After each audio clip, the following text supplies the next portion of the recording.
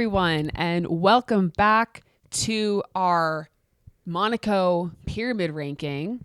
First pyramid ranking in a while. I know we've missed 2 races. Yeah. We are back, and we're back for a good one. Yeah. Back better than ever. Monaco pyramid. Should we just jump right into the pyramid? Let's go for it. Okay, so this is where you reveal. Okay, so number 10, worst slot of the weekend. Checo, Chenko, Clackers, Sergio Perez. Yeah, did we decide that it's Chenko before Clackers? I think so. I think we did. Checo, I mean, you guys, we can't dispute this one. Big bummer. Big In his bummer. own words, what a joke. What a joke. Qualifies P18. I mean, Monaco the last 2 years for Checo have not been good. They've been tough. He got out in Q1 last year because he crashed. He gets out in Q1 this year. He crashes in the first lap of the race this year. Not his fault. So, don't want to blame him for that. But being on the bottom doesn't always mean it's your fault. No, it doesn't. It can just mean that you just had a really terrible weekend. And he has had a really terrible weekend. Indeed. And, this is interesting. This is kind of a reoccurring theme with Checo, where he does pretty well the first handful of races, and then right around this time every year, Things start taking a turn. Things start to kind of fall off for him. And I just wonder what's going to happen. Yeah, and sometimes he has like a glimmer of redemption middle of the season. He can kind of get it back. Yeah, for kind of a goes race. like this. Yep. Yeah, or he'll go that, and it'll be like flat, and then it'll kind of pick back up again. Like every time it gets dire, he'll pull something out that kind of like saves his position. Correct. And then vice versa. And will it be enough? Will it be to enough? Bring him back. Obviously, we'll see with the Red Bull of it all. And also, I just would like to also say, very glad he's unharmed, and that the incident Priority was, one. Simply Priority an incident. I did wonder. I don't know if you saw the TikTok I sent to you when Kimi Räikkönen crashed in Monaco and then he went directly into his yacht. Yes, this is like 2006, I think. If you haven't seen it or don't know, he DNFs, and instead of walking back to the garage or the paddock, he just walks directly from the race to his yacht and just spends the rest of the race there. Yeah. Did he get in trouble for that? Probably, but he can give 2 Fs, and that's the Kimi. And you know what? Some people think Oscar Piastri is Kimi reincarnated, and Oscar is not as brash and not as just stone Kimi cold. was stone cold. And iconic. Oscar is not that, but definitely similar. The closest we've got on the grid right now. Just kind of like they both bring us back down to earth and make us understand, is this really all that serious? No, it is not. I'm not so sure. So anyway, I did think as we were watching Checo make his trek, I did think to myself, what if he just got on a yacht, veered off, hopped off on a jet ski, and said hasta la vista, guys. So tough go for Checo. Okay, indeed. Okay, number 9. We have to give it to Haas. Pardon the glare, but Haas, I'm repping my Kevin shirt today because what the hell? He's really been on one. They did okay at the beginning of qualifying, fell off. Then because of a technical issue or they didn't pass a test in someone from something. Both of them had to. Well, I thought they were going to start from the pit lane, but then they started from the back of the grid, and then it wasn't like the worst. Like Nico qualified P12, Kevin qualified P15. Like it wasn't terrible qualifying, at least by Haas's standards, but the disqualification was bad enough. And then just the absolute chaos. And in fairness, it wasn't really Hulk's fault. It was sweet Kevin's fault, but what can you do? Just not a great weekend for Haas. No, certainly not. Unfortunate for them. Okay. 8th on the pyramid is Esteban. Tough go from Mr. Esty Bestie. He had an okay qualifying. I think probably wished he would have, like they all do, wished he was in Q3 like his teammate was, but then just tries to go for something that isn't quite there against his teammate. And it's unnecessary. It's not the time. It's not There's the time. 8 laps in this race? Yeah. Well, I guess you could say, in fairness, it probably was the time of all the laps. It was the time. It was the most the time significant. But also like at this point in time, your team doesn't have any points and you guys need points. And they're so lucky that they didn't both crash out. Yeah. I mean, yeah. So I think Pierre would have fought. I think you would have fought too. So it's just good for the health of everybody. So tough go for Esteban. Okay. And the last place on the bottom goes to Sauber, kick, steak, Sauber, blah, blah, blah. They are currently the only team on the grid right now that does not have a point. It's just not been good for them. No. They have just been... Tough run. They had the pit stop problems early in the season. They seem to have just a massive pace issue. Yeah. I mean, nowhere to be found. I don't really know what to say there other than it's just not been a good go of it. Obviously, we know one of them is for sure going to lose their seat next year with Nico Hülkenberg going there. Not sure what that means for either of them. Mm-hmm. Will they go to a different team? Will they not? Who's to say? We'll find out. It's very curious. But they're at the bottom. Plumb last, as they say. Plumb last. So, tough go. Here's hoping. I guess so. At least you guys have a cool livery. To some. Yeah. It's cool. It's fine. It's fine. It's like a laser tag, glow in the dark, something like to me it feels arcade. like a special livery for Vegas. Yeah, it doesn't feel like a everyday. Permanent. This is our color. Every day. Okay. Okay. The next. Number 6. We've got Aston Martin as a whole. Fernando out in Q1. Yep. Bad. Fernando's just had a rough go of it the last few times around. He has. Then the race itself, they just can't quite get themselves into the points. No. And then Lance pitted and then thanks to Fernando. Yeah, thanks to Fernando. And then a lap later got a puncture, so then had to pit again. Can't imagine how happy he was about that. Yeah. I did mention on the podcast, and I do realize it's a hot take, but sometimes I wonder if there's a plan in place for some of Fernando's support.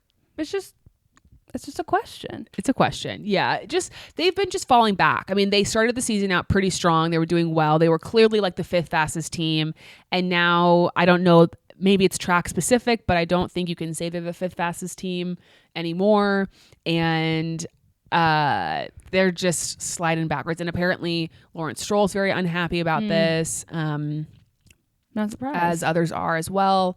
So we'll have to wait and see what kind of shakes out with Aston Martin over the next few weeks. Okay. Next on the 3rd tier, we have Daniel Ricciardo. Tough go for Daniel. Not the worst. Doesn't get into Q3. His teammate does. That's kind of the story of the season for him. Yeah. I guess last week he did get into Q3. But continues to get out qualified by Yuki. Mm-hmm. And then in the race, you can't, even though he was faster, clearly faster than the Aston Martins, he just couldn't pass them. Yeah. And that's that. And, they've said this, they both have talked about this, both Daniel and Yuki, how the RB is just not a great race car. It doesn't have the ability to pass cars as easily as some other cars do. And it struggles in that place. And so if you don't qualify well, you get screwed. And we saw when Daniel did qualify well in Miami, he does very well. Right. So it really is a problem of the qualifying. Mm-hmm. If you can't get that together, then you're screwed. SOL. Mm-hmm. So he's got to figure that shit out ASAP if he wants to keep being in Formula One, frankly. Amen. We'll see how that goes. All right, okay. Number 4, we have Mercedes, who are clearly the 4th fastest team. It's really sad, fall of it's a bummer. Mercedes. Yeah. It's just, there's clearly Red Bull, Ferrari, and McLaren are clearly at the top. And then a rung down, you have Merc. And it's just, how the mighty have fallen. Yeah, they just cannot seem to perform the and way, it was get it weird because Lewis was in the top 3 of every practice session leading into qualifying, and so people were like, "Ooh, is there a chance that Lewis could contend for a podium this weekend?" And then when it actually got down to it in qualifying, did not pull it out. And it's interesting, the qualifying head-to-head between Lewis and George, because I believe it's like 7-1 George favor. And I think for me, it's brought into perspective that sometimes these stats, because I don't know that if you asked people who's a better race car driver, Lewis Hamilton or George Russell? Mm-hmm. Feel like most people would say Lewis Hamilton. When you look at their career, yes. When you look at right now, it's George. But I still feel like Lewis is a better driver. I just think George, like probably like a Yuki Daniel thing, like is better in qualify, has these little things that he does better Gives him that an edge. affects, that ultimately ends up affecting the race because their car isn't good enough to make moves and whatnot. But it kind of makes me rethink these like comparisons that we do, because I would never personally, I don't think Lewis is a worse driver than George by that much of a margin, but it's just not been good for them. No, But it apparently really they're hasn't. bringing upgrades to like the next handful of races. Well, here's hoping they're not downgrades, you know? Exactly. We never know. Because sometimes upgrades just really don't do what they're supposed to. Or what they hope they're going to do. Exactly. Okay. Number 3. We have... Oh, we did this wrong. Okay. Because he needs to be 2. All right, well, just pull down number 2 first instead. I can't. Oh, You're going to have to sorry. do it. So who actually is number 3, but we're in the wrong spot, is Alex Albon. Great weekend for Alex Albon. Getting some points, couple points, first Q3 appearance. Solid. Yeah. Really, really solid. Putting a lot of pressure on Yuki throughout the race, actually. Yep. Part of me thought maybe, I mean, I didn't actually think he would pass him because who can do that? But Not me. not me, not anyone apparently. But he had a really strong weekend, and obviously in comparison to his teammate, I mean, He performed better. he performed better, and just happy for Alex. Congrats to him. And I'm just excited for I really want him to get a really solid teammate. I would be so I'm just curious to see what happens if he has a Carlos Sainz or a Valtteri or somebody like that as his teammate, because we haven't seen Alex with a really good teammate. No. Well, not Max. Except for Max. Not at Williams. Not at Williams. So I would like to see that happen. I would as well. Any other thoughts? No. Okay. But I love Alex. Okay.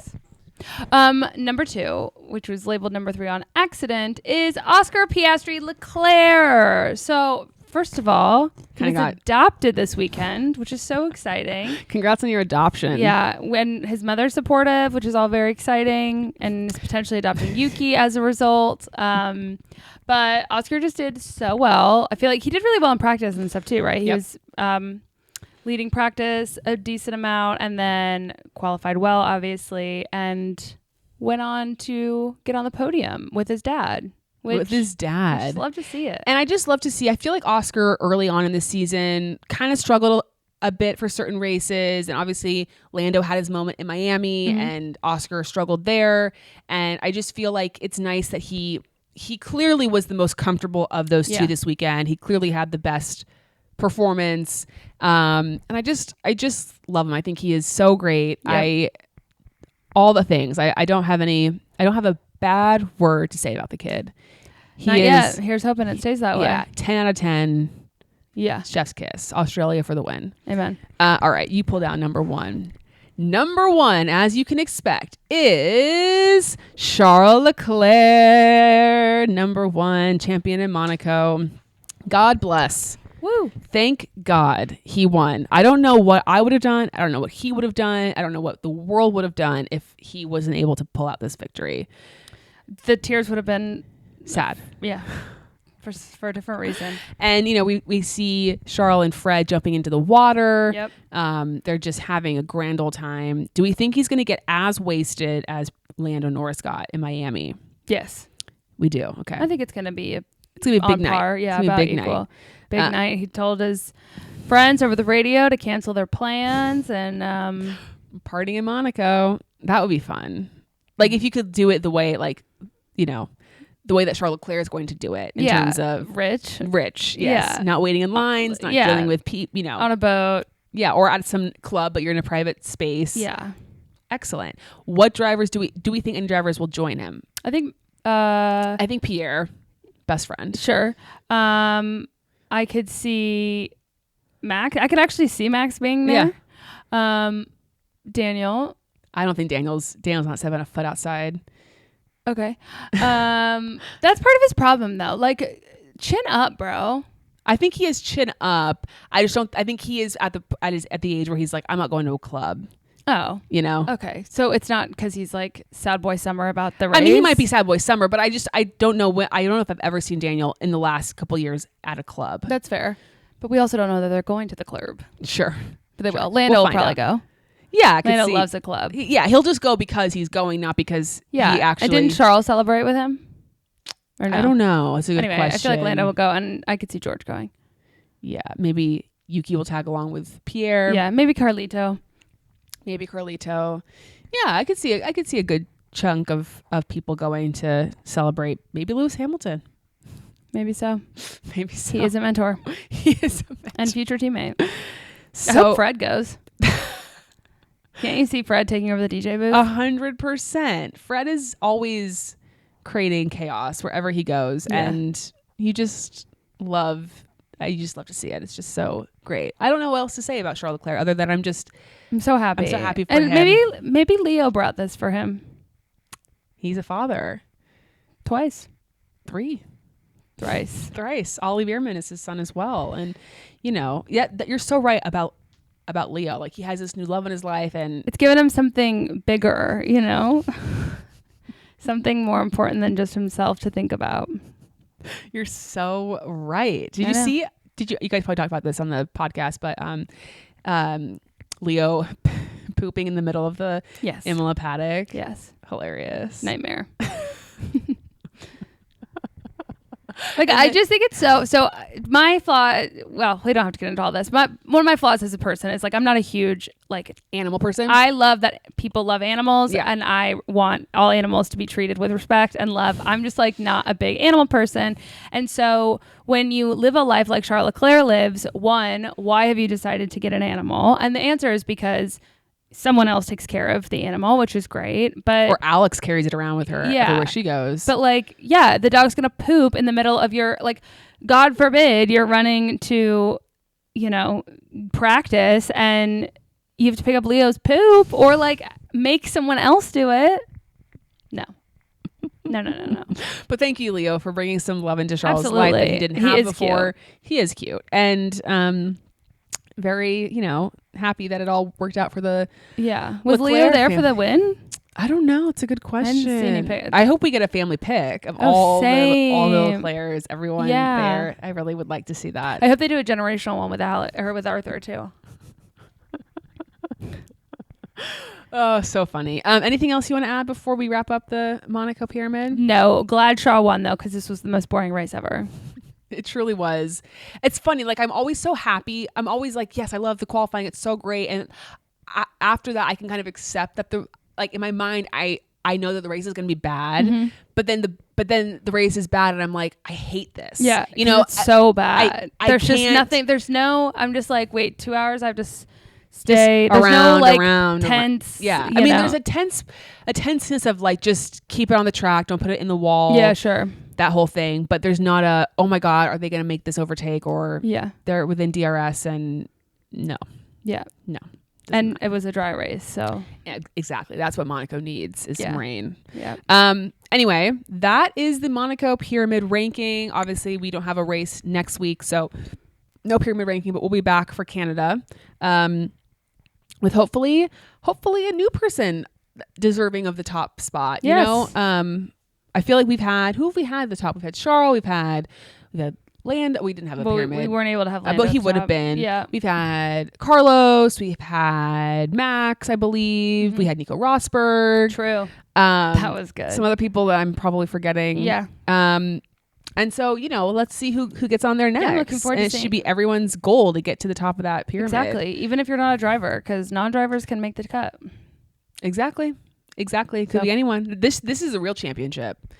Who gets on the top of the pyramid? So true. All right, guys. Thank you so much for watching. Please subscribe if you haven't already. Yeah, just hit the little bell. It's fun. And we'll see you guys next time. Enchanté.